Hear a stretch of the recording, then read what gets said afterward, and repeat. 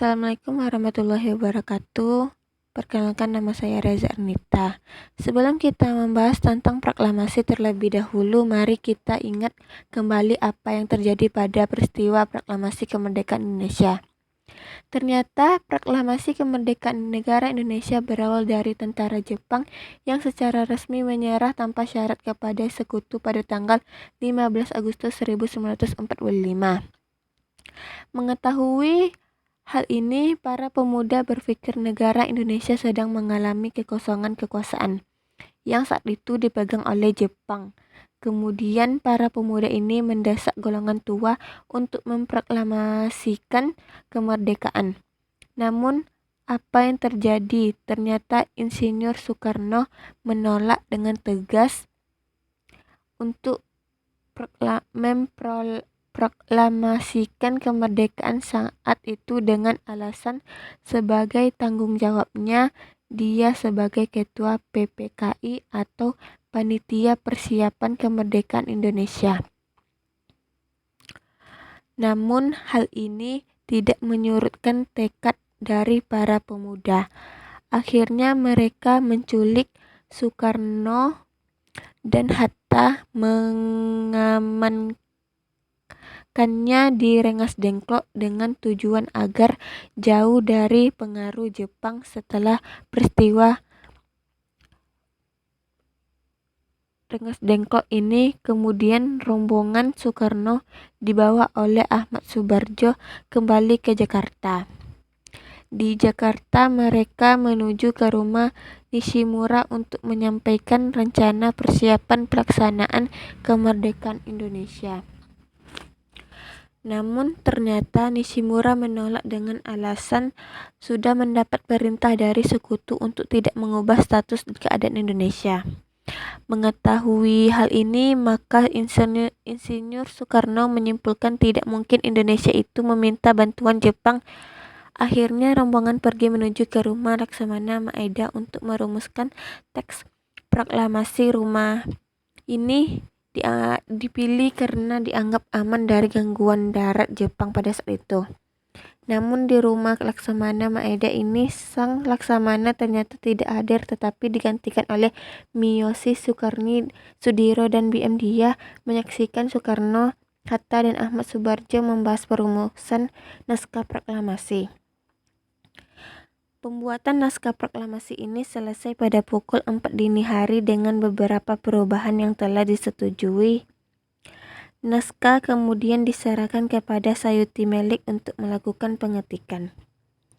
Setelah naskah ini diketik, para pemimpin dan pemuda ternyata telah sepakat untuk membacakan naskah proklamasi ini di rumah Insinyur Soekarno di Jalan Pangangsaran nomor 56 Jakarta pada tanggal 17 Agustus 1945 jam 10 pagi hari.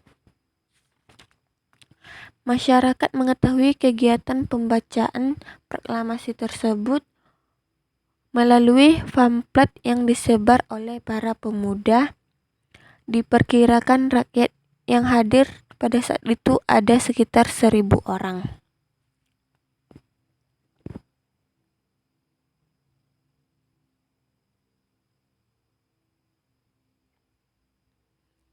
Pada kegiatan 17 Agustus tadi ada kegiatan penting, yaitu pertama, pembacaan teks proklamasi oleh Insinyur Soekarno. Kedua, pengibaran bendera merah putih. Dan yang ketiga, sambutan Wali Kota Suwiryo dan Dr. Muwardi.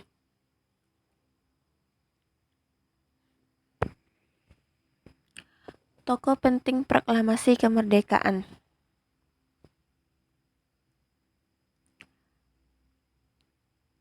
Bapak Insinyur Soekarno sebagai menyusun naskah proklamasi dan menandatangani naskah proklamasi, lalu membaca naskah proklamasi. Kemudian Dr. Muhammad Hatta sebagai menyusun naskah proklamasi dan sekaligus menandatangani naskah proklamasi.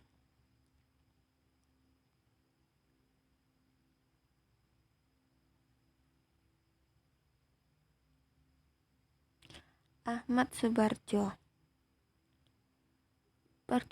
bertugas untuk menyusun naskah proklamasi.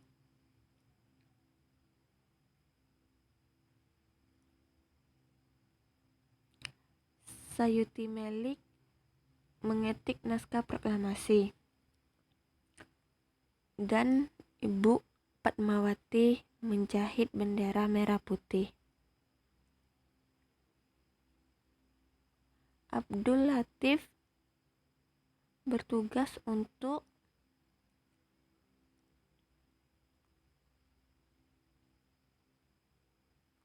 pengibar bendera.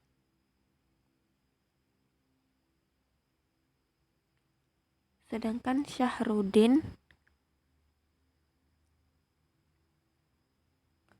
bertugas untuk penyebar berita kemerdekaan ke luar negeri.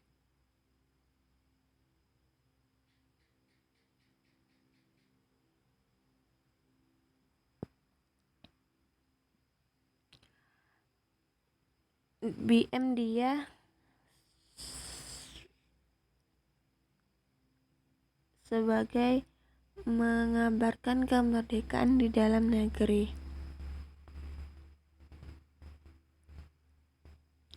Dan yang terakhir, Alex dan Franz Bendor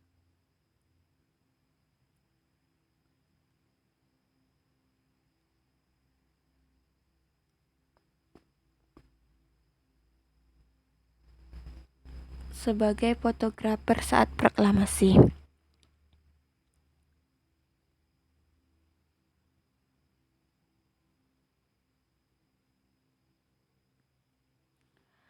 Makna proklamasi bagi bangsa Indonesia. Yang pertama, sebagai puncak perjuangan Indonesia, yaitu hasil dari perjuangan para pahlawan dan segenap rakyat Indonesia.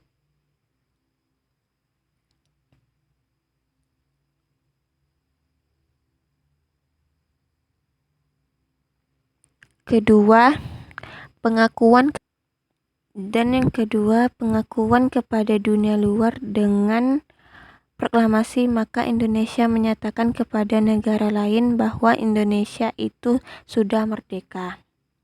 Secara de facto, Indonesia menyatakan kemerdekaan tanggal 17 Agustus, namun secara de jure baru memperoleh pengakuan dari negara lain, yaitu Mesir pada tanggal 18 Agustus 1945. Dan yang ketiga, menaikkan martabat bangsa negara yang bebas dari penjajah.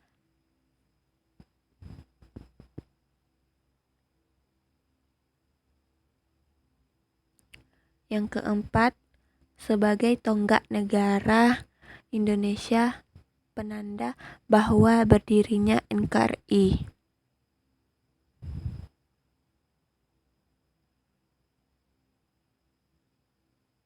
Dan yang kelima, lahirnya Negara Kesatuan Republik Indonesia, yaitu negara yang dibangun oleh rakyat dan untuk rakyat.